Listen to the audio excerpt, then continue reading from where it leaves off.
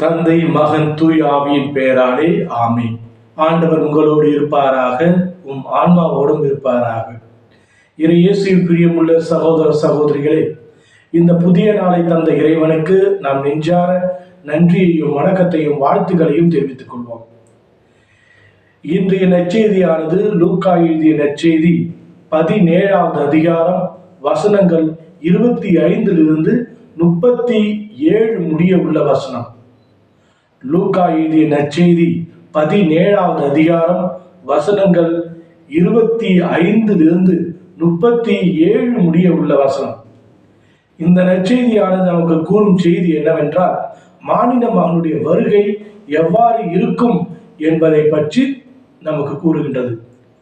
வாழ்க்கை என்பது உண்பதிலும் குடிப்பதிலும் திருமணம் செய்து கொள்வதிலும் மட்டுமல்ல, மாறாக அதையும் தாண்டி ஒரு உன்னதமான வாழ்வு இருக்கின்றது என்பதை கூறுகின்றது.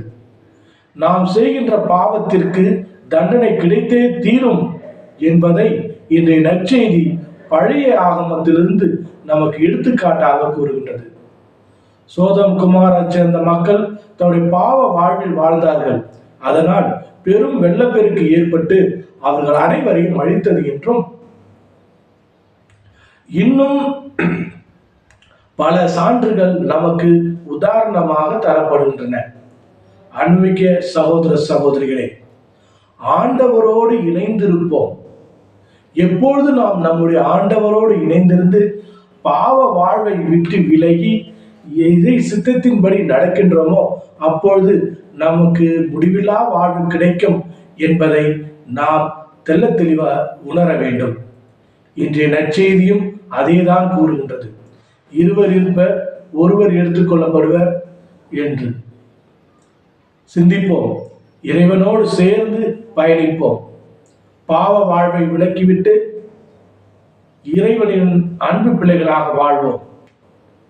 அன்பு ஆண்டவரே, இந்த கால வேளையில் எங்கள் அனைவரையும் உமது அன்பின் பாதத்தில் வைத்ததற்கு உமக்கு கோடான கோடி நன்றியை தெரிவித்துக் கொள்கிறோம் ஆண்டவரே. இதோ இந்த நேரத்திலே உடல் நோயினாலும் உள்ள நோயினாலும் துன்பப்பட்டு கொண்டிருக்கும் ஒவ்வொருவரையும் நாம் ஆசீர்வதித்து அவர்களுக்கு வேண்டிய ஆசீர்வாதங்களை நிறைவாக தந்தருள கெஞ்சி கொண்டாடுகிறோம். அவர்கள் அனைவரையும் நீர் உமது அன்பின் பாதத்திலே சமர்ப்பித்து ஏற்றுக்கொண்டு அவர்களுக்கு வேண்டிய அனைத்து ஆசிரியையும் நிறைவாக தந்து காத்தருள வேண்டும் என்று எல்லாம் வல்ல இறைவன் தந்தை மகன் தூய திரு ஆவி நாம் அனைவரையும் நிறைவாக ஆசீர்வதிப்பாராக. ஆமென்.